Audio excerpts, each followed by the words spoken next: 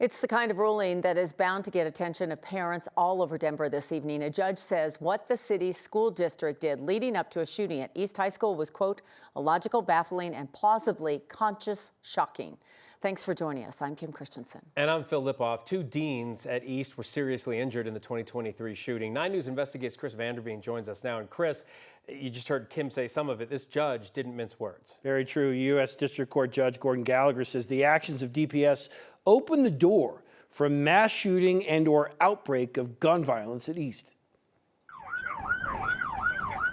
The ruling is centered not necessarily on what happened March 23, 2023 inside East, but we will start there as it's helpful to review it. A student shot a dean inside a room not far from the entrance of the school and then shot another dean who was trying to help. In allowing Dean Eric Sinclair's case to move forward, the judge ruled the behavior by DPS leading up to the shooting, quote, exhibited a shocking disregard for the risk the student posed to an entire school full of children. Just weeks prior, that student, Austin Lyle, was suspected of bringing a gun to East. Years prior, he'd also been expelled from another district for building an AR-15. DPS was aware of all of it, the judge said. DPS was aware of procedures in place to mitigate risk, but did not follow those procedures. One example, a, quote, daily backpack search conducted by an untrained staff member. It was the only safeguard put in place leading up to the shooting. Critical, because the day of the shooting, Lyle had a gun not in that backpack, but in the front pocket of his hoodie.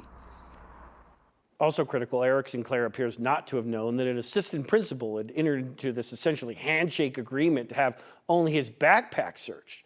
The judge's ruling now keeps the case alive as it now enters the discovery phase. DPS, for its part, sent us a statement that said, in part, it believes the evidence will demonstrate its actions were consistent with legal requirements. Chris Vanderveen, 9 News. Amazing. And as you said, an incredible story to tell leading up to that. Chris, thank you. You bet. So this East Side shooting and how the district and board responded is being discussed in Jefferson County Public Schools. Jeffco says it wants insight on conversations around metal detectors impacting school safety. This comes as JCPS published a study this week that looks at the possible implementation of metal detectors following the shooting at Evergreen High School. 9 News reporter Janelle Finch joins us with more on what that study found and how it could impact safety on campuses. District leaders have not made any decisions on if they will or will not implement metal detectors in schools. They say that they'll need to have conversations with the board as well as individual conversations with school communities. What more can be done for less school violence? It's a question that's been on the minds of Jeffco Public Schools students, staff, and families since the shooting at Evergreen High School last fall. We have a long way to go, I think, from doing this report, but the report at least provides everybody with a place to start. The district published a study that looks into possible costs, effectiveness, and impacts of metal detectors in schools. We could get there if we could answer some of these questions, if that's truly where a school community wanted to be and wanted to get. Lisa Relu is the district's chief of staff. She says the study serves as a foundational step of information. What does the research say about metal detectors and their use specifically in schools? But also, how would you even make that possible? The study found the annual cost would be anywhere from roughly $250,000 to $450,000 per school. It also states there's no clear evidence metal detectors reduce school violence. They're not terribly effective in a school environment. John McDonald is the former executive director of school safety for Jeffco Schools. He says there have been 4 school shootings in the district's history. In every single event, every single tragedy that we've had in Jeffco, out of that tragedy has come incredible growth in the arena of school safety. McDonald says metal detectors may have greater impacts on culture, which could impact safety. Our kids actually say they feel less safe in that environment. Now that is perception. Is perception reality? Sometimes it is, sometimes it's not. We are really interested in what is going to make people and make our staff and students and families more safe. District leaders have not made any decisions on how to proceed. Relu says next steps include having those individual conversations with school communities on if they want this, then if they do, how the district plans to afford it. Again, no recommendations have been made. Live in Jefferson County, Janelle Finch, 9 News. Janelle, thank you. We're going to move on to the forecast now. Temperatures rebounded after a couple of gloomy days. Wet weather across the metro, something that we have not really seen much of. This is more like it. Sunny skies have returned. Senior meteorologist Chris Bianchi is here, and you know we have gloomy days and we say, what happened? But this time we were like hoping to get a little bit more than we got rain-wise, but it did make a bit of a difference. Yeah, hey, we'll take it. It does tamper fire danger for a day or two, adds a little bit to the soil moisture. We're thrilled about it, and I'm sure a lot of us were going outside yesterday going, oh, wow, water is falling from the sky. Thank goodness, right? We had that yesterday. Some parts of town did pick up about 2/10 of an inch of rain. Most of us, about 1/10 of an inch of rain. For a little context there, we average about 1 inch of total precipitation, rain, snow equivalent over the full month of April. So it's about 10% what we typically get in the full month. We'll take it, right? First day of the month, we got some of that. In the mountains, we're getting a little bit more moisture. By the way, we did see some really meaningful moisture in southwestern Colorado. Durango, about 1.5 inches of rain yesterday. That's awesome news out there. The San Juans and the West Elks getting a lot of snow as well. But you look off to the north and west, this is our next storm system. This is too far north for big Denver and northeast Colorado impacts, but for our central and northern mountains, we will get some snow in the picture later on tonight. Otherwise, it is beautiful outside right now.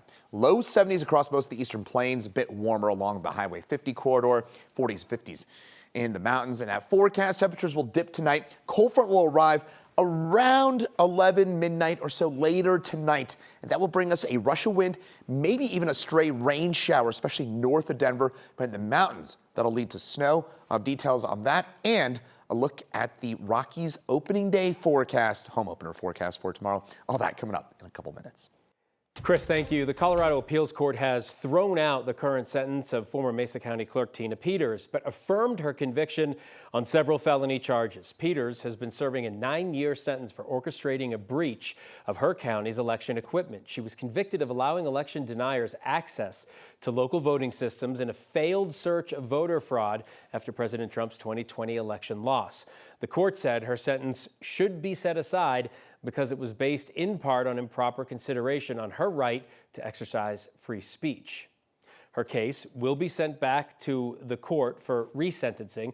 The judge is allowed to issue Peters the exact same sentence, 9 years. We're going to have reaction and much more for you on this coming up at 6 on Next with Kyle Clark. The Court of Appeals also threw out the conviction of a woman accused of killing her stepson 6 years ago.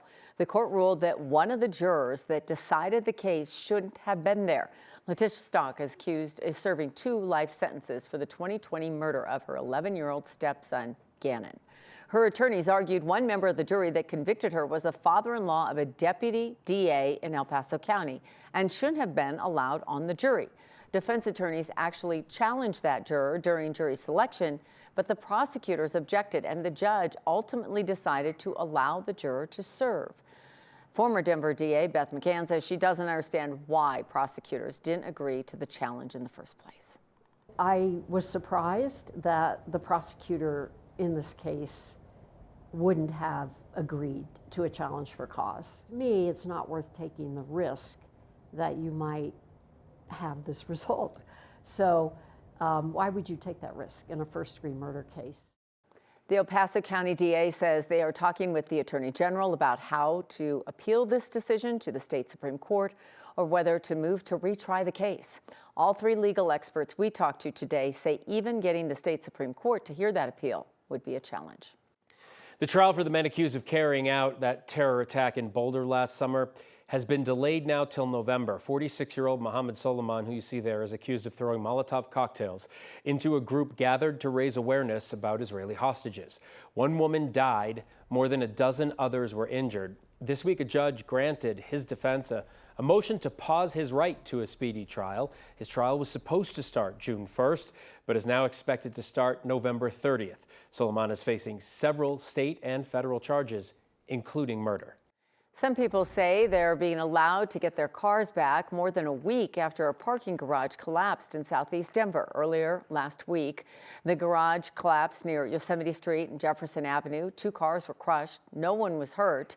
9 News spoke with people who were told by the building management company working the parking garage that they could grab their cars. The city has issued an emergency permit to a licensed contractor. It allows for temporary storing and stabilization of the garage, shoring rather, of the garage. It's the first step of many to allow everyone to finally get their car. The owner of the parking garage has a May deadline to get a permit to either repair the garage or demolish it.